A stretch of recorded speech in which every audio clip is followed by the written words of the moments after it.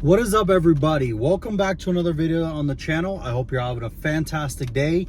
And in today's video, we're going to discuss the top 5 things that I hate about my 2012 Mercedes-Benz CLS550.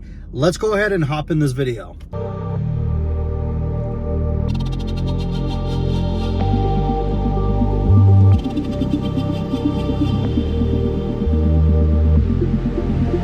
Now, I should mention before we hop in, I've only had this car for about 4 months now, or about 3, it's about to be 4 months, and I absolutely love this thing. This is one of my favorite cars that I have ever owned, my favorite being my E55, which you guys know well. This is definitely up there, might be second, in fact. I absolutely love this thing. It's a fantastic daily driver. A bunch of people were telling me, oh, it gets bad gas mileage, and insert this picture here. Today I was driving around 26 miles per gallon from a twin turbo V8. So that being said, let's go ahead and kind of hop into the top 5 things I hate. And when I say hate, you guys, this was kind of a hard list to make because there's not a lot of things about this car that I dislike. In fact, there's a lot that I like and not many that I dislike. So take everything I say with a grain of salt. These are just some of the things that have annoyed me, not necessarily the things that I can't live with, just kind of small things that I've noticed that kind of annoy me in the last about 3 months of my ownership. Let's go ahead and start the video with number 1 on this list. Now, the first thing on this list is the infotainment system in this car.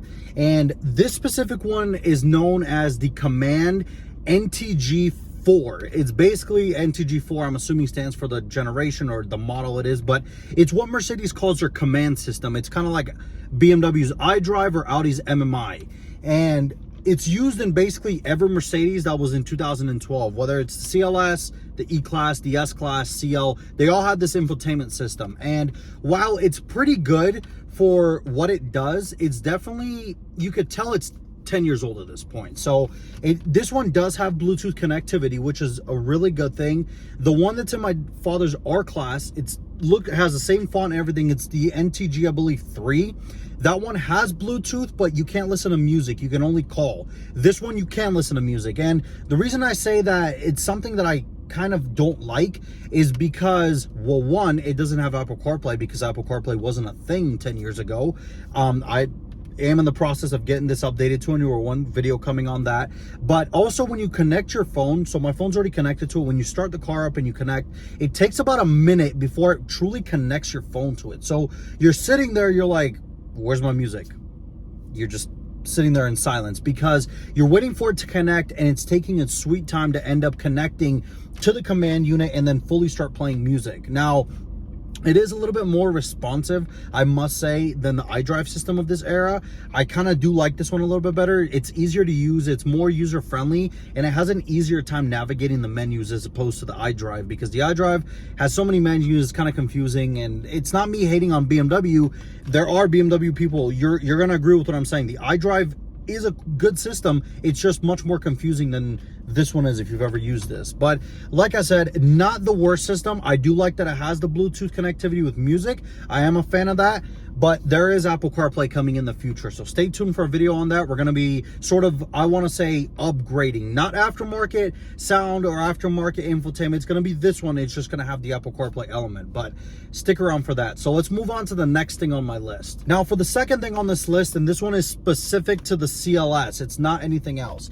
It is the rear headroom in this car, and I can already see your comments. I can already hear you saying, what is this idiot talking about? I mean, you know it's going to be bad headroom. The car has that design, and yes, I do understand that. The car is designed beautifully. I mean, it is a absolute marvel. I love the way this car looks. I love the coupe styling. It's the one that started it. The CLS, the first generation CLS started this whole coupe thing, and now Mercedes is killing the CLS for 23. But I don't know, whatever. But it's definitely the one that started all this. The Audi A7, the BMW Grand Coupe 6 Series, the 8 Series now, they all followed suit with this car. This is the thing that started it. This inspired the Porsche Panamera. And while I love the way this car looks, when you put people back there in those two basically captain chairs, because you can't sit in the middle, there's not a lot of headroom.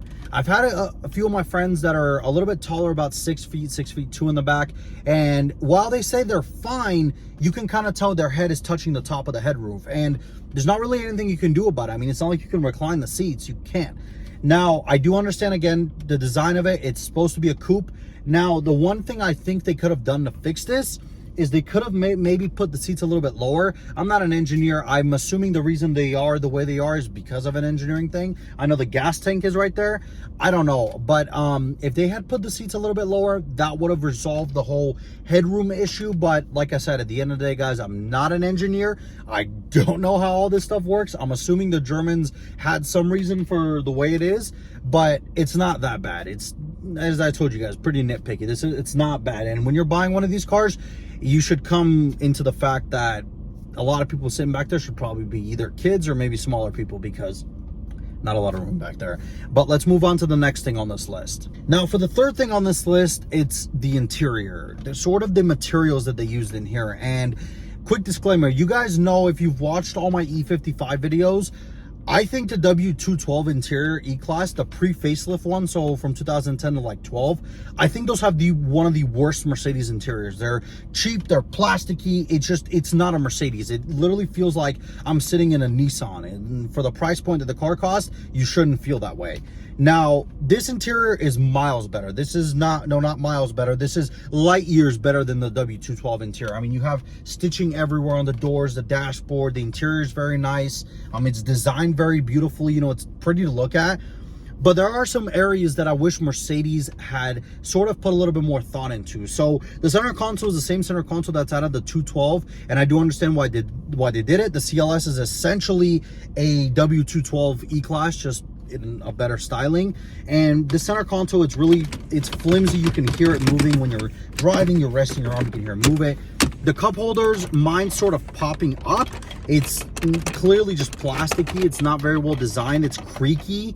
Some of the buttons in here, they're kind of they feel a little bit cheap and plastic. But all in all, you guys, I can't say that this is my probably most hated feature, because it's not. This is, again, it's still a very nice interior. I love the way Mercedes designed it, and those small minor things aren't really things to gawk at, I guess you could say. Now, don't go in the comments, oh well, it's, what do you expect? Right, it is a very nice interior, and of course you expect Mercedes to cut some costs with the W212.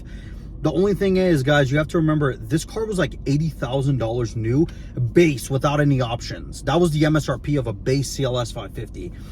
This specific one has every option aside from Distronic cruise control. So yeah, this thing was more like 95, maybe even 100 grand new, and at that point you probably could have bought an S-Class. But whatever, I love the car. I'm a big fan of the way it is. But let's move on to the next thing on this list. Now, for the fourth thing on this list, and this one isn't very specific to the CLS, it's sort of a wide thing. So as you guys can see, my car comes with heated seats and cooled seats. And I say cooled because they're not AC seats, they're cooled seats.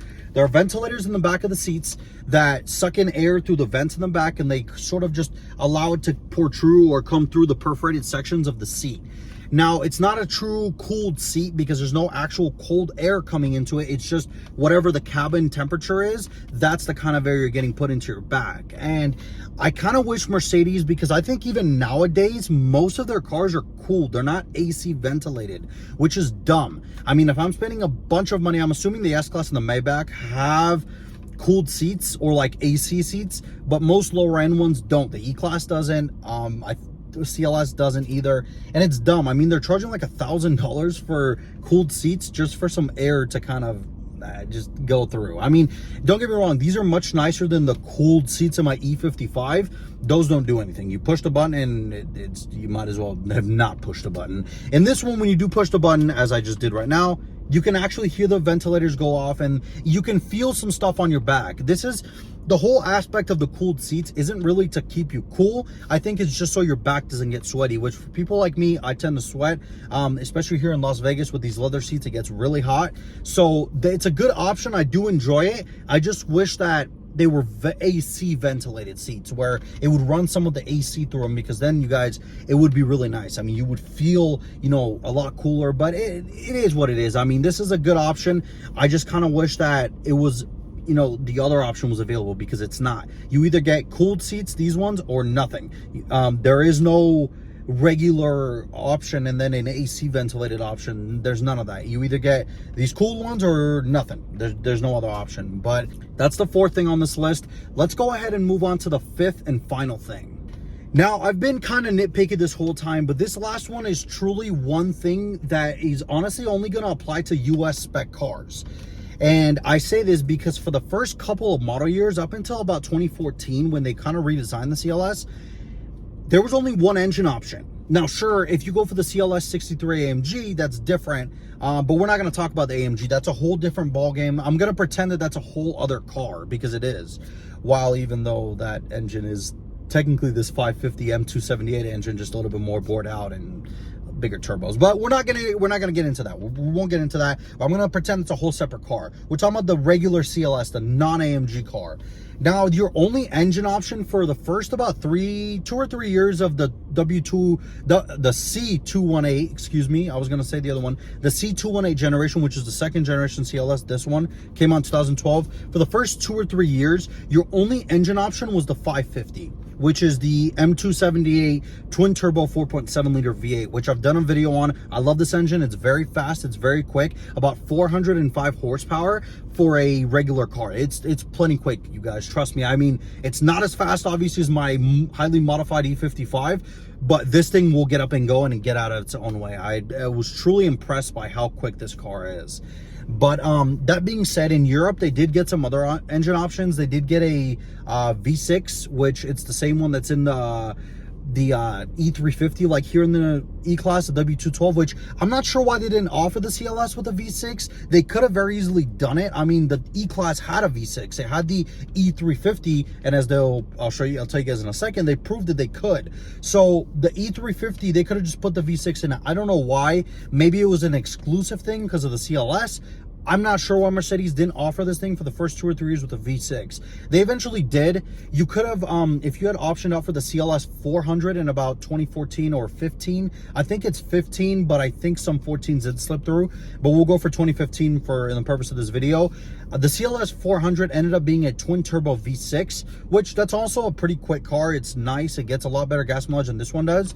But it's very weird to me that Mercedes didn't offer it, because as I said, in Europe, you could have got the regular natural aspirated gas V6. They even offered a CLS 350 Blue Tech, which is basically the diesel version. I'm assuming they didn't offer it here because it wouldn't have been a popular option. I know the SUVs had it, and then the E-Class did, which again, the E-Class had it. I don't know why Mercedes did it. And of course, my biggest gripe with what Mercedes never brought to the States in terms of this CLS is the shooting brake. God, I would have loved a CLS shooting brake in the States. I think it's one of the craziest looking hatchback cars, and I would have bought one of those if it was available here, but it's just not. Mercedes never brought it here. It's a Europe, Asia only thing. I'm assuming they thought it wouldn't sell well. The Panamera sold pretty well, so I don't know why they didn't do it, but it is what it is. I would have loved it, but that's going to be pretty much it for this list. Let me know what you guys think about it. I know it's very nitpicky. It's not, you know, it's kind of hard for me to find stuff I hate about this car because I truly love this thing. It's one of my favorite cars I've ever owned, but it is, at the end of the day, not perfect. And I mean, if there was a perfect car, we would all own one, but there isn't. Every car's got its pros and cons, and this specific one, the pros definitely outweigh the cons. But let me know down below what you guys think about the C218 CLS. I love my CLS. I think it's one of my definitely favorite cars. It's a fantastic daily. It's very comfortable. It's a sexy looking car, and it's very quick too. Today I was driving, as I told you guys, I got 26 miles a gallon. 26 miles per gallon off of a twin turbo V8. The E55 could never. My E55 gets like 10 or 11. Come on. This is insane. I'm really happy with that, and it just shows that don't doubt twin turbo V8s, you guys. They can be fuel efficient and they're fast. So yeah, I'm gonna leave you guys with that. Let me know down below. I'd love to hear your comments on what you think about the CLS. What do you think about my list? Do you have a different kind of list? And I'd love to discuss it with you guys. But I hope you all have a fantastic day, and I'll see you guys in the next video. Make sure you subscribe to check out some of the follow-up things I have on the CLS, and as of course, the star of the channel, the E55. So I'll see you guys in the next video. Take it easy.